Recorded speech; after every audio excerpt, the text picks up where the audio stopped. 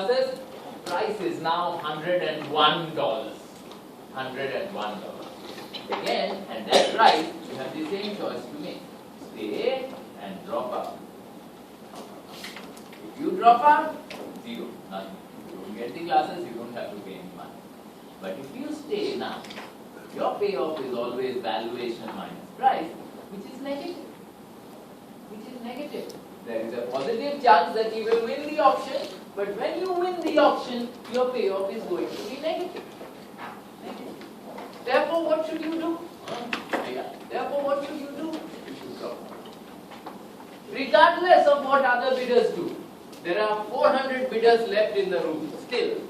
Regardless of how many bidders are left in the room, you should drop out.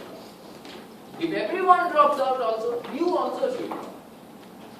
So regardless of what other bidders do, if price exceeds your valuation, your best strategy is to drop out rather than stay. What is the point at which you drop out? Price reaches your valuation. The moment price reaches your valuation, you drop out. And what did I say about bidders in an English auction? The price at which a bidder drops out can be considered his bid. Right? Therefore, what follows? Notice the logic, huh? The price at which a bidder drops out can be considered your bid.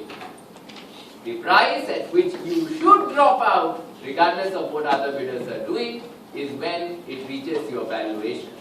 Follows, it is your dominant strategy to bid your true valuation. Bid your valuation. Okay? Understand the logic? The logic is this. When price reaches valuation, drop out. And you know that the price at which you drop out is your bid.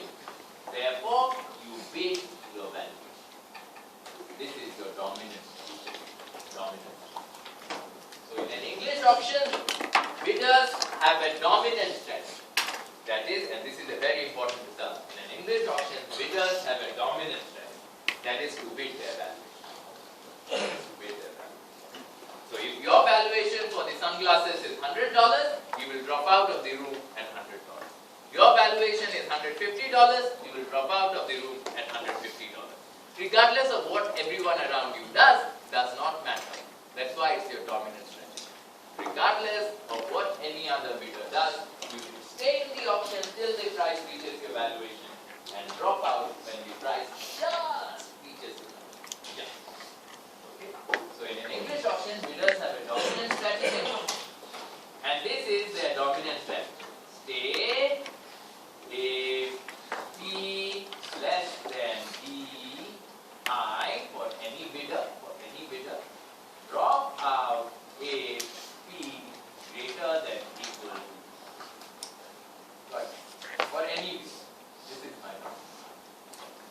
And this dominant strategy simply translates into saying that bid BI is equal to DI. Same thing, and saying the same thing.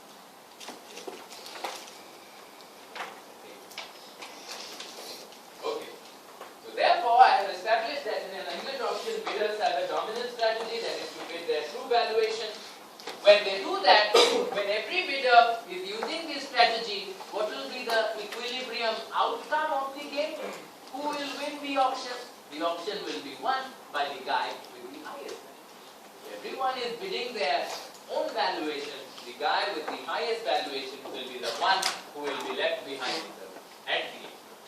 The auction will be won by the guy with the highest valuation. And what is the price he will pay? He will pay the price at which the next highest guy drops out. And how much is the next highest guy bidding? His own valuation. Because every bidder has a dominant strategy to bid his valuation. So the next highest guy, when he drops out, that is, he drops out at his own valuation.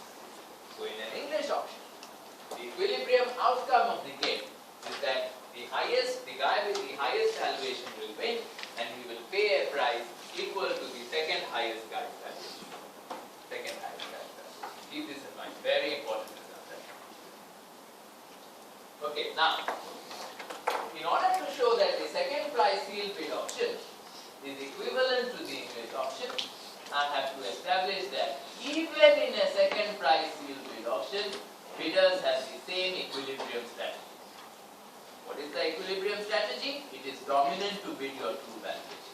So here also I must be able to demonstrate to you that it is dominant to bid your true valuation. If I can do that, I have shown you both these options are equivalent. Bidders will use the same strategies in equilibrium, therefore the equilibrium outcome will be the same. Okay, let's start. Second price seal. Okay. Now, in a second price seal bid option, when I am trying to show you that bidders have an optimal strategy, and that optimal strategy is to bid their true valuation, notice first that bidders can be choosing any value, right, between 0 and infinity. I can bid any amount. Any amount. Suppose the sunglasses are up for sale, papers, the blank sheets are